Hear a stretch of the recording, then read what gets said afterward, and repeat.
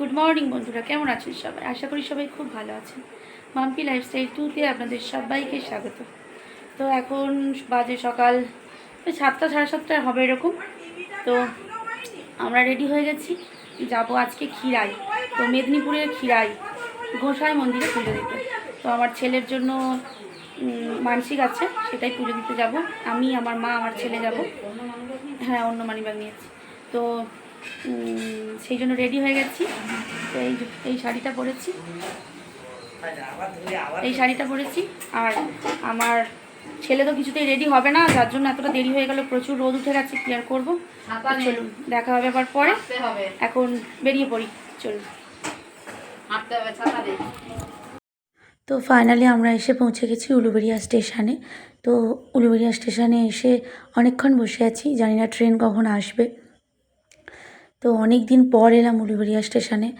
তো এই যে মা টিকিট দেখছে, আমরা যেহেতু আবার ফিরে আসব তাই রিটার্ন টিকিট কাটা হয়েছে। মা সেটাই দেখছে আর কি, যে ক টাকা নিল, কী বৃত্তান্ত। আর আমার ছেলে এই যে বসে বসে মোবাইল দেখছে। ফোন দিয়ে দিয়েছি দেখতে, নাহলে তো এত অন্যায় করছে, সামলাতে পারছি না। তাই বাধ্য ফোনটা দিয়েছি যাতে চুপ করে বসে থাকে। তো চলুন, এই যে অনেকক্ষণ বসে থাকার পর যাই হোক ট্রেন এসেছে। আসলে মেদিনীপুর লোকাল খুব কম, খালি পাঁশকুড়া মেচেদা লোকাল আসছে। তো তারপরে এই যে ওর খিদে পেয়ে গেছে, তো বাড়ি থেকে তো কিছুই খেয়ে আসেনি, ওই জন্য ছানামুড়ি কিনে দিলাম। আর আমি, মা, আমরা তো উপোস করে আছি, পুজো দিয়ে তারপর খাবো। তো চলুন যাই, অনেক দিন পর ট্রেনে উঠলাম। তো এই যে ট্রেনের ভিতর বসে থেকে বাইরের দৃশ্যটা দেখতে আমার খুব ভালো লাগে।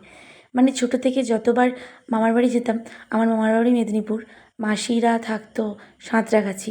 তো ট্রেনে যেতে আমার খুবই ভালো লাগে। ট্রেনে গেলে আমার কোনো সমস্যা হয় না। কিন্তু বাসে করে যদি কোথাও যাই, বাসে উঠলেই আমার বমি হবে, মাথা কেমন হবে, সে মানে আমার বীভৎস রকম কষ্ট হবে। আর ট্রেনে উঠলে যত দূর খুশি যায়, আমার কোনো কষ্টই হয় না। তো এই যে কোলাঘাটের ব্রিজ পেরিয়ে যাচ্ছি। অনেক দিন পর দেখছি কোলাঘাটের ব্রিজটা। তো প্রায় 10 বছর তো হয়েই গেল। মানে যেই থেকে বিয়ে হয়েছে তারপর মামার বাড়ি একবার এসেছিলাম, তো আর তো আসাই হয়নি। আমার বিয়ে হয়েছে আজ 10-11 বছর হয়ে গেল। তো সেই জন্য মানে কত বছর পর এলাম যে কি বলবো। খুব ভালো লাগছে, খুব খুব আনন্দ হচ্ছে, যেন মনে হচ্ছে সেই হাত পা ছড়িয়ে একটু নৃত্য করে নিই, এরকম ইচ্ছা হচ্ছে। তো কি আর করব, করতে তো পারবো না। তো সেই জন্য মনের মধ্যে নাচছি আর কি, খুব ভালো লাগছে আমার। তো ভেতরে বসে বসে এই ব্রিজের ওপর দিয়ে যাচ্ছি, আর ব্রিজটা দেখতে কি ভালো যে লাগছে কি বলবো, খুব ভালো লাগছে। তো তারপরে এই দেখুন, আমি মানে তাকিয়ে তাকিয়ে বাইরের দিকে তাকিয়ে তাকিয়ে যাচ্ছিলাম, আর যেতে যেতে দেখলাম 2-1টা পদ্ম ফুল ফুটে আছে। তো এই যে দেখতে পাচ্ছেন, মানে ট্রেন লাইনের পাশেই যে জলাশয়টা, ওতে পদ্ম চাষ হয়।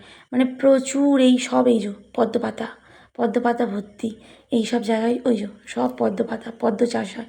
তো এখন সব তুলে নিয়েছে মনে হয়, এই 2-1টা দেখতে পেলাম, বেশি দেখতে পেলাম না।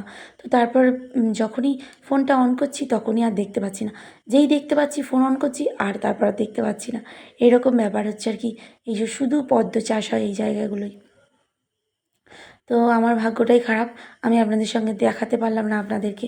আর এই যে মানে এই খালের ওপারে মনে হচ্ছে ওই মাঠে জল, ওগুলোই মনে হয় মানে হয় পানি ফল, না হয় মাছ, এইসব চাষ হয় আর কি।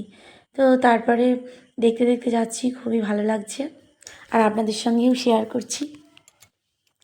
তো আমরা যাচ্ছি এখন গোসাই মন্দির। তো মেদিনীপুরে এই যে এই মাঠটা পুরো ফাঁকা, এখানে কিছুই চাষ হয়নি,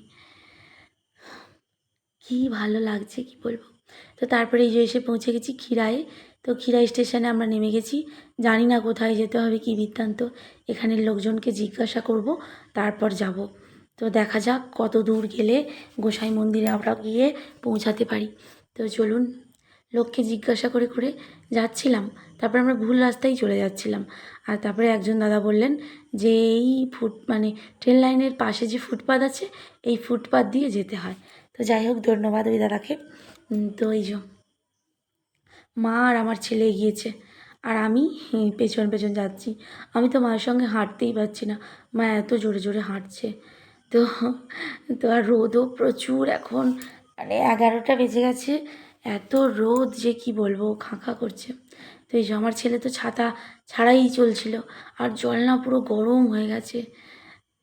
তো সেই জলটা মানে কি আর করবে, বাধ্য খেতে, আর তো জল নেই। আর আমার মা দেখুন হাই কোথায় চলে গেছে, আর আমি কত পিছনে। ওই যে আমার ছেলে আবার ছুটেছে, বারণ করছি যে যাস না এত রোদে, আমার ছাতায় ছাতায় চল, যাবে না, শুনবে না, সে ছুটেছে নিদানের কাছে। তো প্রচুর হাঁটতে হচ্ছে। অবশেষে এসে পৌঁছে গেছি, কত কষ্ট করে হেঁটে হেঁটে এলাম।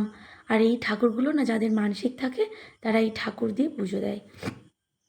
তো আমার তো এই ঠাকুর দিয়ে মানসিক ছিল না, তাই আমি আর কিনিনি। তো মা তারপরে এই যে এখানে সব কেনাকাটা করছে পুজো দেওয়ার জন্য। তো এই যে আমরা অবশেষে এসে পৌঁছে গেছি।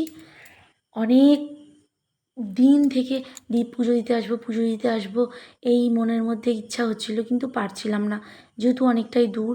তারপর কখন ছেলের শরীর খারাপ, কখন আমার শরীর খারাপ, এইসব ব্যাপার থাকে।